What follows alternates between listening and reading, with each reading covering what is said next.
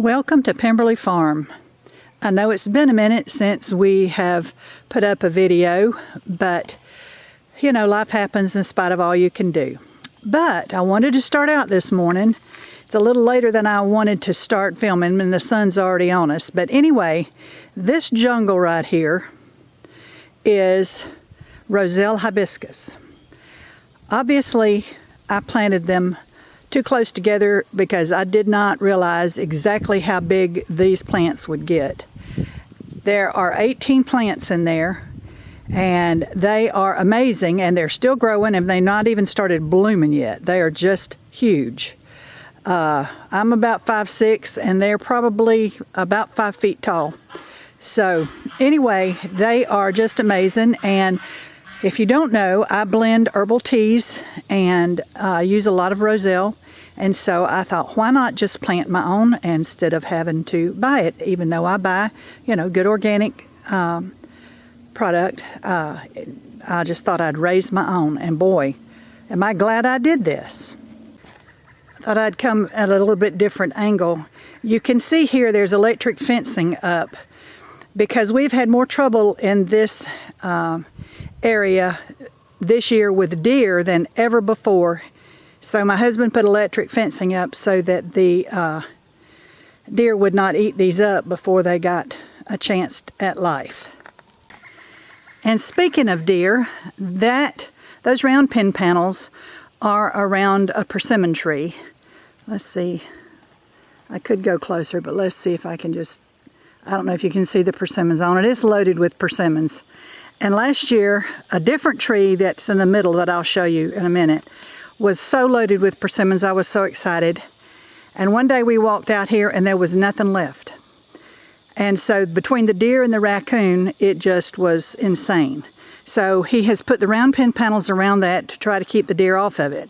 Now obviously you see here, if you'll go back, I'll have Ashley link it. But if you'll go back and look at our video, Peppers Behind Bars, this is where the peppers were planted, and it worked. The deer did not bother the peppers until we took some of it down, and then they started eating them. But it was okay. I was done with what I wanted to do. I had also planted the marigolds in here. Again, if you see that in the video.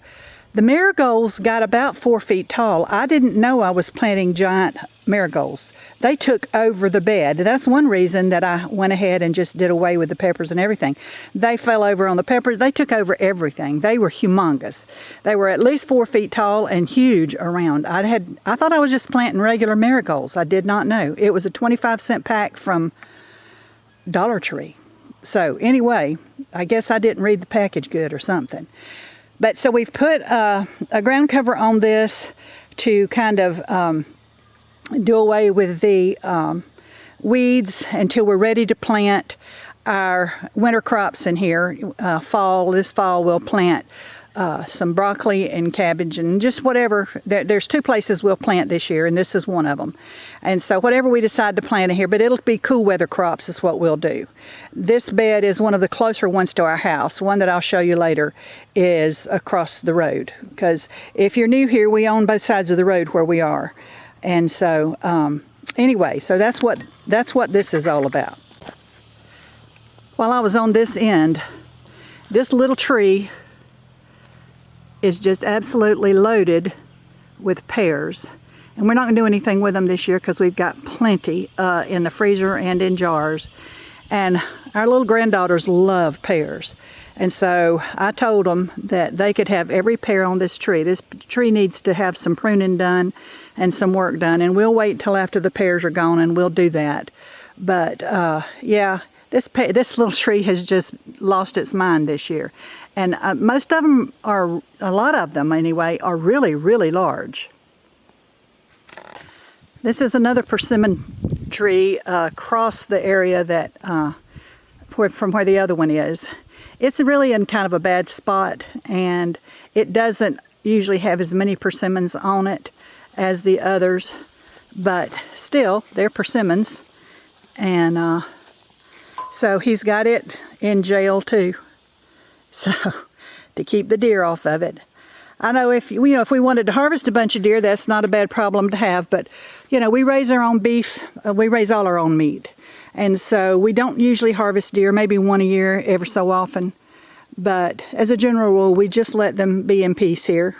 If we ever needed them one day, then they're here. Now this tree was our original persimmon tree, and it's in the center of this area here. This is blueberries. This is our blueberry jungle. These are the original blueberries that we brought here over 20 years ago. But anyway, so it's in the center, and there used to be a bed of daylilies around it, and we took them up.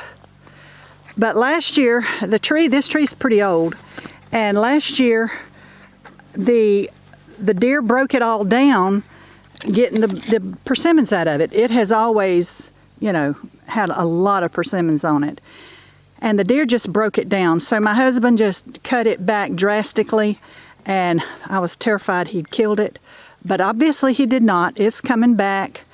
Now, of course, it doesn't have any persimmons on it this year, which is fine, but it'll be better next year. I wanted to say just a word about this little fig tree. I don't know if you can tell that it's got figs all over it, but this is the middle of August, and usually here figs are ripe by now. Plus these aren't very big, and it has been well cared for. It's been fertilized and watered. But anyway, there's a lot on there, and there's one up there, I don't know if you can see, that is getting ripe, and there's been a few. But this little tree is a miracle tree, and it survived Hurricane Michael in a spectacular way. I'll have Ashley link that video where we talk about Hurricane Michael and this tree, because it's a miracle that it's even standing, and it's doing really well.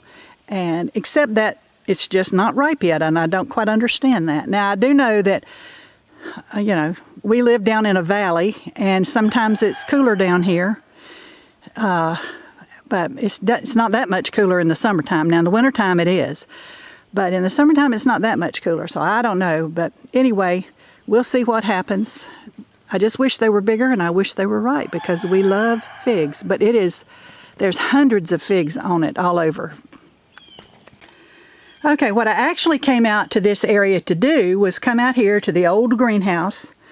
We have 2 or 3 videos about this old greenhouse. It's just cattle panels with greenhouse plastic, old wood that my husband had to make the tables. We put this flooring down, maybe in the spring. It needs blowing out. He blew grass in here from mowing. So anyway, and of course as I've told you before, there's a mountain of empty containers. This is from years, absolutely years of saving containers when I bought things. I've been gardening for a long time, long time. And so this is just saving the containers when you do buy something, and then I use them then to create my own. The only thing that I buy are those little red pots, and when I sell seedlings, that's what I put them in, and I buy those pots. So anyway, what I came out here to do was to start some seeds for the fall, some brassicas. Now you'll see that this greenhouse has shade cloth over it, but I'll tell you, and it has 2 fans, one in the window and then one by the door.